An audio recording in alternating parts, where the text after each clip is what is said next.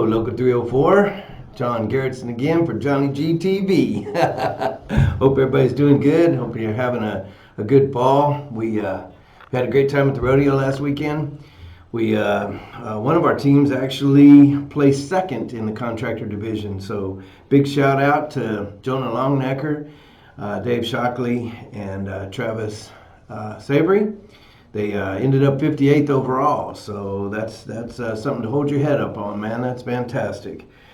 I want to send a thank you out to everybody that helped with the rodeo this year. It takes a lot of work, as y'all know, to get everything ready and put on a good hospitality room there at the tent. So I want to say a special thank you to Chris Ubel, David Galvin, and Chris Blazer, our cook.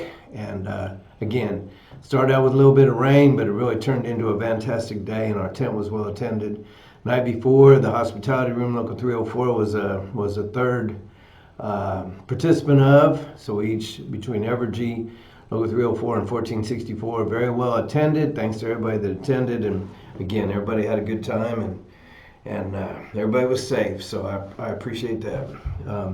Let's talk a little bit about line clearance. So we've got our date scheduled to open up for the 2020 contract. So we'll be at the table in early December.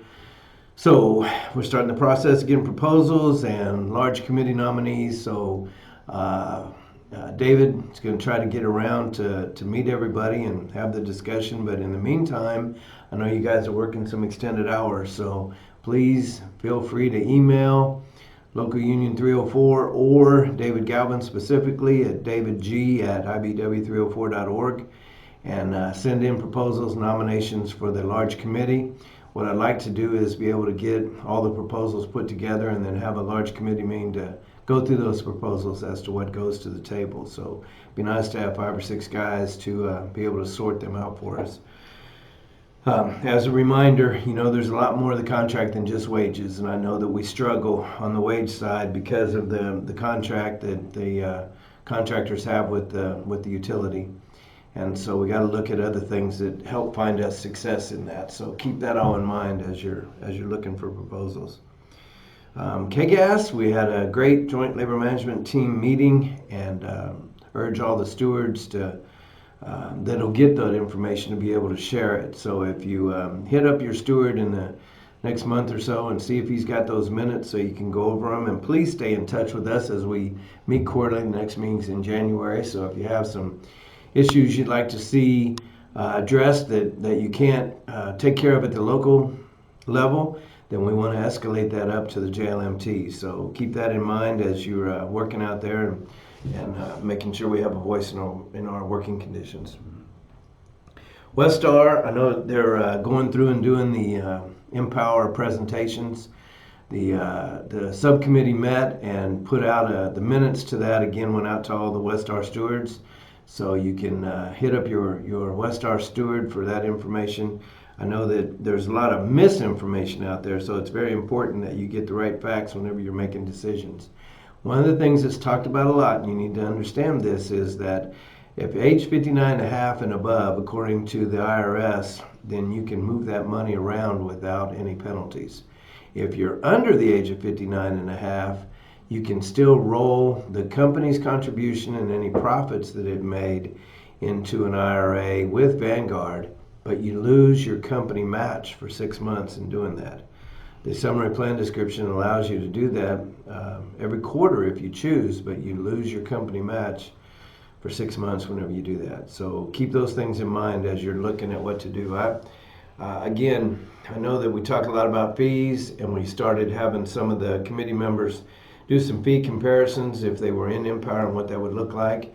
And while it does increase the fees in some of those, it decreases in some others. But those CITs that are taking place at the life stage funds, or an opportunity anyway, in the Empower funds that are better managed, and their returns have been better. Some of them have pretty young inception dates, but when you look at the funds that they have inside those, they're older funds. So the inception date of the CIT is different than the inception date of the funds that they have in their trust. So pay attention to that. Cigna issues are still ongoing. I know we talk about this every video that I do, but please keep this office informed as you're working with the company in order to adjudicate those things. I know that some of the new stuff I'm hearing about is that getting some pre-authorization and then finding out later that it was denied. And so those are things that we're working with the company on, but you need to make sure you're informing the company to take care of that issue, and then also make sure I know about it so that we can categorize that information. Wolf Creek, something new to report on Wolf Creek. We have our first termination we're dealing with there, so we're submitting our information request and be filing a grievance on that termination. Also, there's a couple of side agreements that were made at negotiations that are now time for us to talk about. So retiree medical is one that I've got a date set that we can start talking about funding on that. And then also some of the contractor work that's being done, how we can take back that work or find another alternative method. So that'll be under discussion also. As we move Wolf Creek closer to being Evergy, there's things going on like Geotab being installed on some of the vehicles out there, and so we're looking at having discussions about that. So look for Jason for more information out there at Wolf Creek, and then also Jason and I are working on getting the same kind of StewardCom information out so that we can shotgun that out to our stewards so that all the members have access to the information. So building that database so we can make that happen. Speaking of organizing, there's several of our members are going to attend the AFL-CIO organizer training in early November. And again, as we've talked many times in these videos, trying to get our little army put together so that there's opportunities out there we can take advantage of to fulfill our obligation of organizing all the unorganized in the electrical industry. So always looking for angles on that, whether it's through the legislative powers that we have or whether it's through discussions with the unorganized by the organized. So more to come on that.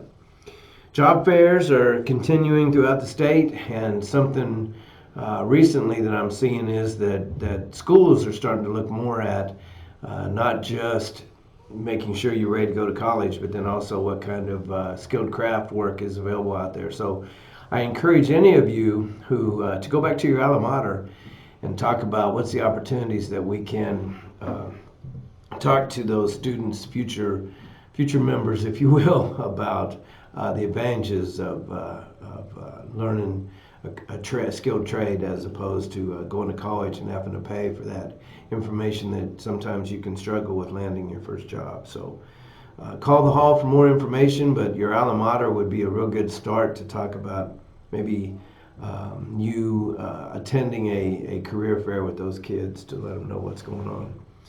Also in our REAs, the Four Rivers contract got negotiated, so it's in the approval process currently, but that's, if you remember right, that's the Lion Coffee and Radiant Rural Electric Corporations that came together to form Four Rivers. And so Gator has been negotiating that agreement. It sounds like you got a very successful agreement for merging those two together. Wheatland recently got ratified, and so we're working through the signature process on that to get it off to the IO.